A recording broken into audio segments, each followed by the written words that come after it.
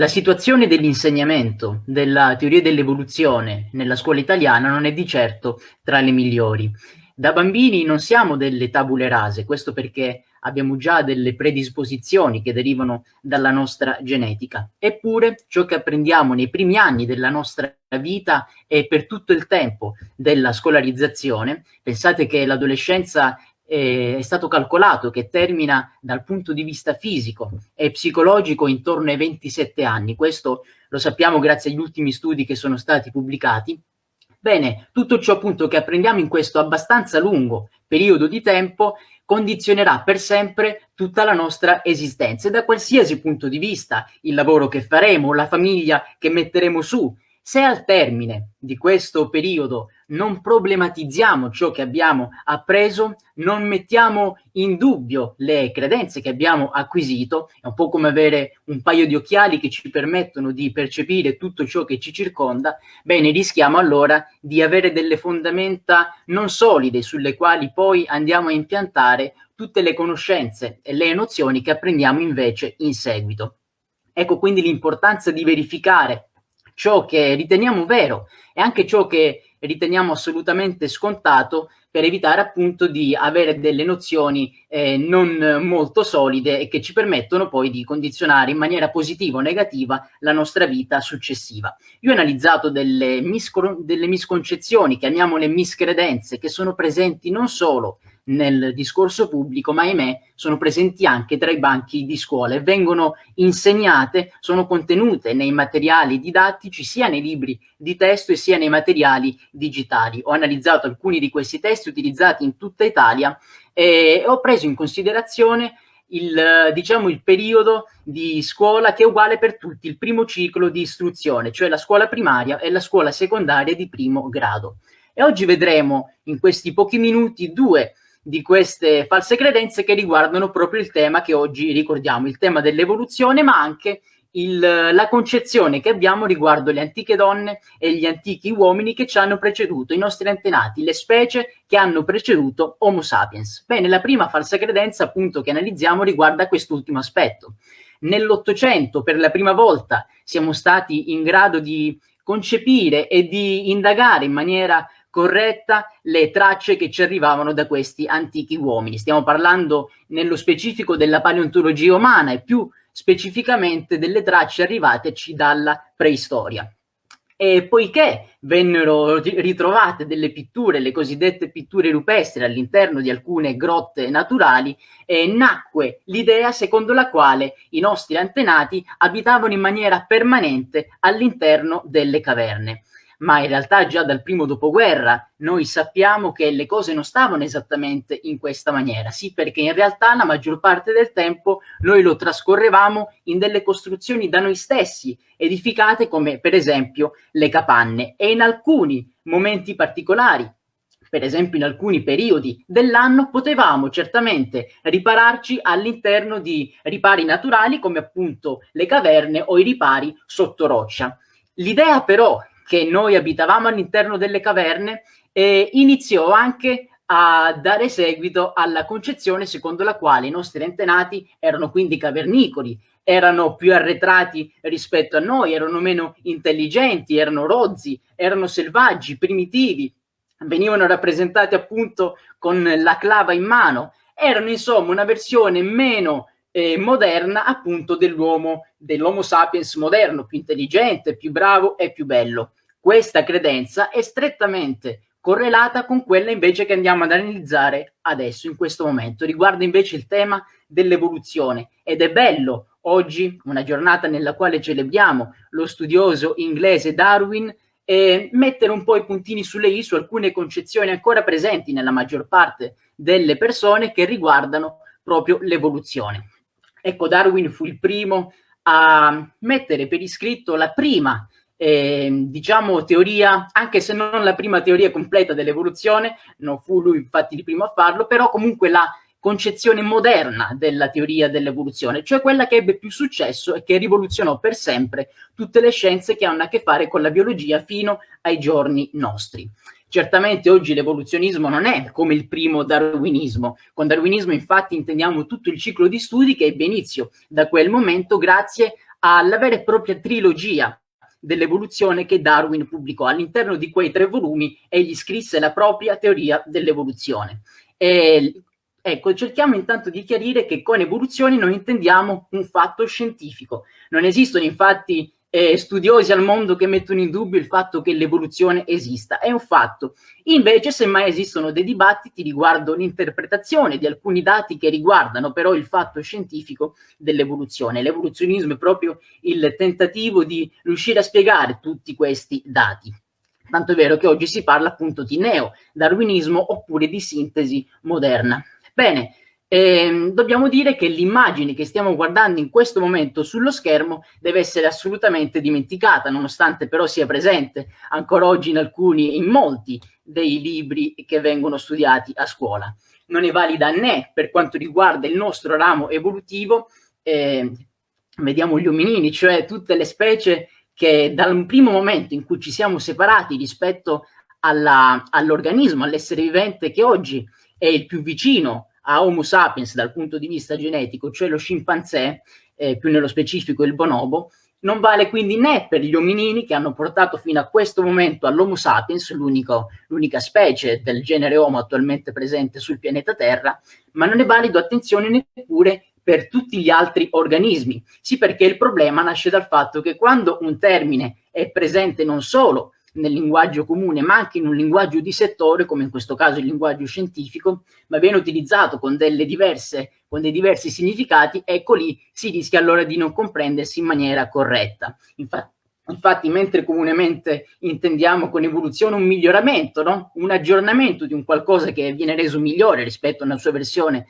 precedente, in realtà il termine scientifico indica un qualcosa d'altro. Darwin la chiamava discendenza con modificazioni oppure trasformazione delle specie, ed è proprio questo che vuol dire, ovvero gli organismi sono sempre diversi rispetto agli organismi che li hanno preceduti nelle migliaia di anni o nei milioni di anni precedenti.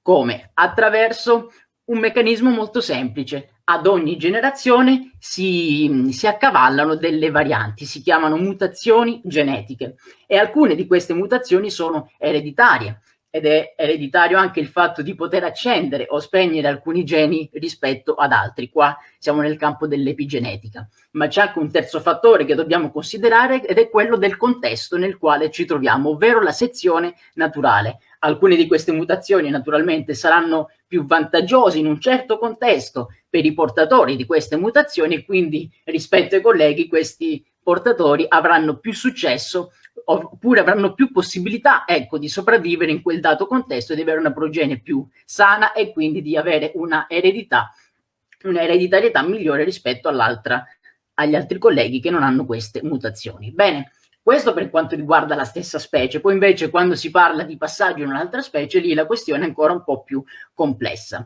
Questa immagine quindi non riguarda neppure gli altri organismi, perché l'evoluzione non è mai lineare, non si parla mai di una linea evolutiva, si parla invece di un qualcosa di molto più intricato, come un albero o addirittura un cespuglio. Quanti infatti gruppi di ominini non hanno avuto successo nel preciso areale in cui si trovavano, mentre invece altri colleghi sì, ed alcuni di questi gruppi nelle migliaia di anni hanno poi dato vita fino a questo momento appunto a Homo sapiens. Ma attenzione però a dire che siamo una specie di successo, infatti dobbiamo tenere conto il fatto che nella biologia si stima che in media una specie vive circa 5 milioni di anni, questo sia considerando gli animali e i vegetali, e noi invece siamo sulla Terra da circa 250.000 anni, quindi addirittura siamo lontani dal raggiungere la media di tutte le specie che si sono susseguite qua sulla Terra. E questo naturalmente non vuol dire sminuire la grande importanza che abbiamo avuto, un unicum nella natura, ma vuol dire restituire il reale posto che abbiamo occupato appunto e che occupiamo ancora oggi nella natura. Ma andiamo a vedere a scuola che cosa si insegna. Qui vediamo una pagina di un libro di storia dell'arte, siamo in una scuola secondaria di primo grado, e viene detto che l'arte, la forma dell'arte, per la prima volta appare con Homo sapiens ed è un unicum di Homo sapiens e non appartiene, diciamo così, a nessun'altra specie di ominini. questo abbiamo visto è falso, perché almeno anche i Neanderthal avevano delle concezioni artistiche e sono stati autori di forme d'arte.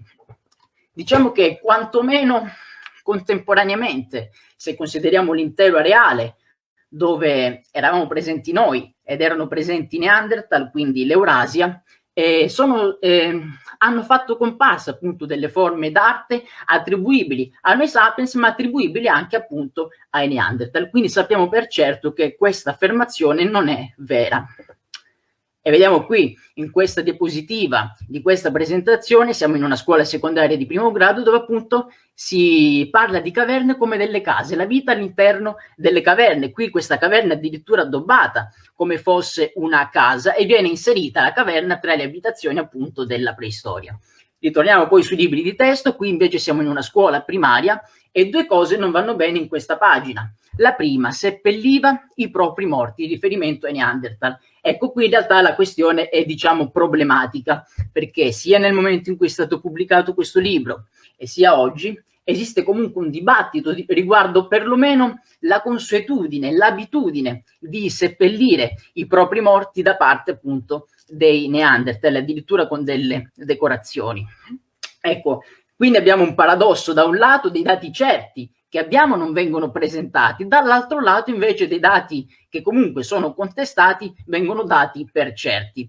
E c'è di più, perché non viene neppure menzionato per esempio l'abitudine che avevano i Neanderthal di avere cura delle persone come dire più deboli della loro comunità, per esempio gli anziani. Un altro dato certo appunto che non viene menzionato.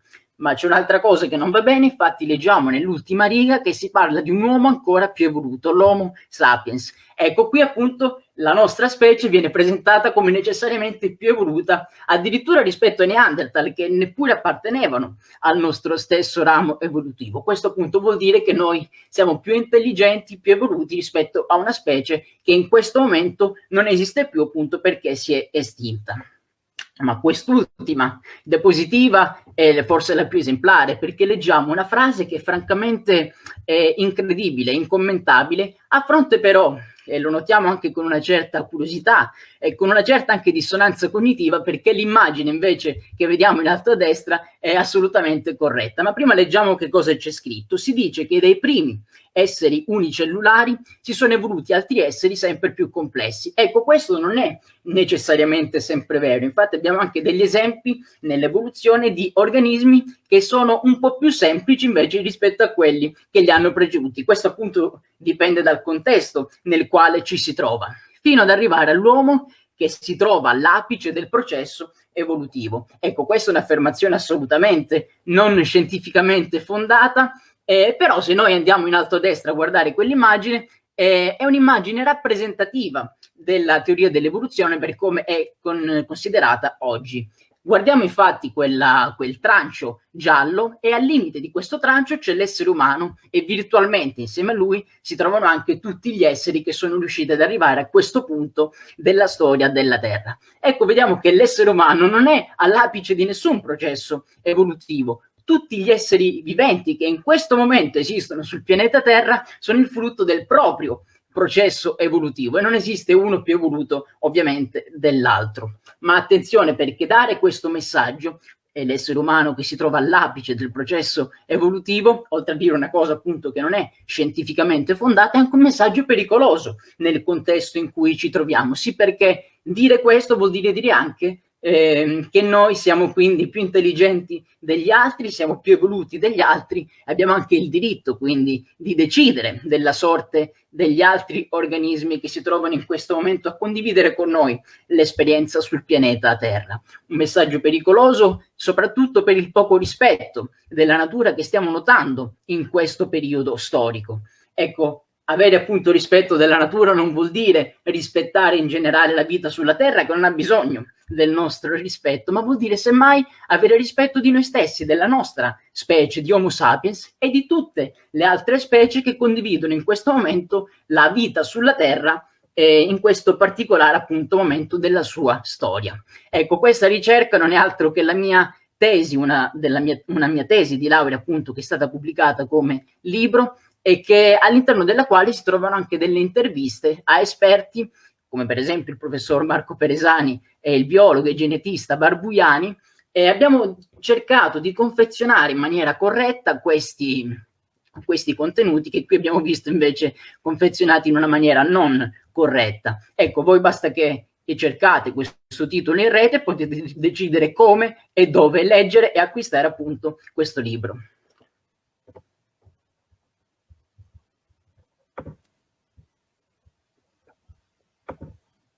Eccoci qua. Beh, grazie Ivan, Dio santo, è spaventoso, mi sono segnato due robe che mi hanno messo i brividi a me. Più evoluto. Pensa infatti che alcuni esperti dove sono andato si sono anche arrabbiati perché sono andato con loro proprio con questi materiali che ho raccolto, sono quasi un centinaio di immagini e ovviamente non riuscivano a credere ai loro occhi, soprattutto Barbuiani. Beh, immagino. No, ma infatti quando ho letto più evoluto, cos'è che hai detto? Anzi, apice del processo evolutivo, Sì. conosco Stephen Jay Gould, avrebbe qualcosa da ridire. Ecco, volevo chiederti, cos'è che si può fare secondo te? Cos'è che è andato storto? Sono gli insegnanti che dobbiamo formare? Sono le case editrici che vanno accompagnate dai professionisti? Sono i Allora, professionisti che guarda, devono lavorare? Vai, prego. Allora, di questo problema ho parlato anche con Telmo Pievani, che è un filosofo della scienza molto conosciuto e molto bravo. Allora, due problemi tu mi hai posto. Per quanto riguarda il primo, cioè come poter, come dire, fronteggiare, no, questo problema, che appunto è grave perché riguarda soprattutto la scuola primaria, perché comunque se diciamo insegni delle cose che non sono propriamente vere già nelle scuole superiori, una base già ce l'hai, e ho parlato infatti anche con alcuni esperti di questo, che ti sei formato nella scuola primaria, e quindi comunque si tratterebbe di sistemare delle informazioni non propriamente corrette, però comunque che hanno una base diciamo un po' più solida, che ha più a che fare appunto con il mondo reale. Come si può fronteggiare? Dipende dalla responsabilità del singolo. Se naturalmente il professore si rende conto, o la maestra si rende conto, il maestro, che ciò che è contenuto nel libro che lui stesso ha scelto, che ha scelto il suo predecessore, no? E che quindi sta utilizzando in quel momento in classe, non è propriamente corretto, allora dovrebbe cercare di non correggerlo in assoluto, ma di spiegare alla classe come poter, diciamo, affrontare meglio quello che è scritto su quel libro. Quindi non dire quello che state leggendo qui è falso, perché dall'altra parte i ragazzi, i bambini potrebbero dire allora quello che leggo in questo libro non è vero, ecco. No, non è proprio così, dobbiamo spiegarlo un po' meglio, ecco, se ne accorge. Se invece non se ne accorge, allora lì forse, come dire, dovrebbe avere il coraggio anche di chiedere aiuto, perché magari non si sente molto ferrato in un certo argomento, chiedere aiuto a degli esperti invece che potrebbero aiutarlo, se non esperti della materia, anche esperti in didattica, di comunque un campo di discipline che possono rientrare, al cui interno può rientrare appunto il tema che deve trattare. Ecco, se però se ne accorge, è molto importante anche che si faccia la segnalazione alla casa editrice appunto che ha editato quel libro. Spesso vengono utilizzati i libri appena stampati. Ho analizzato anche un libro che era stato stampato e veniva utilizzato proprio lo stesso anno in cui ho lavorato a questa tesi, quindi era assolutamente nuovo, e lì si diceva una cosa riguardo l'evoluzione che era particolarmente interessante. E questo vuol dire appunto che certi errori si ripetono, addirittura erano presenti, sono presenti degli errori che sappiamo essere non veri da più di 30 anni, 30-40 anni. E quindi questo vuol dire che da un lato probabilmente si risparmia economicamente, no? Si rifà una nuova edizione, si sposta un capitolo da una parte all'altra, si rifà un po' la grafica, ma naturalmente se voi pensate a un sussidiario, quante conoscenze che sono contenute in un sussidiario, quindi questo vorrebbe dire avere un team di esperti che si occupa ogni anno di aggiornare tutti i capitoli che sono contenuti lì, italiano, geografia, storia, quindi anche lì è un impegno importante. E dall'altra parte qualcuno ha anche suggerito, anche un professore che faceva parte della commissione quando mi sono laureato, avevo suggerito che forse c'era anche una possibilità un po' più politica, magari delle case editrici legate a delle poche famiglie, no? che raggruppano questi grandi editori in Italia, non hanno molto interesse a tenere aggiornati i libri, a trasmettere dei messaggi piuttosto che altri. Ecco, su questo naturalmente non ci può essere certezza, però c'è su quello su cui possiamo essere certi che ci deve essere una grande attenzione, naturalmente innanzitutto da parte delle istituzioni, ma poi anche da parte dei genitori. Magari un controllo ai libri sui quali studiano i nostri figli può essere interessante, e anche un confronto con gli insegnanti che in quel momento stanno avendo i nostri figli. Beh, grazie mille, molto molto interessante. Grazie. Molto molto interessante. Bene. No, non vanno bruciati i libri di testo, no, almeno non davanti ai nostri figli. Mai. Lasciamolo a quelli che camminano col passo con l'oca, quelle robe là.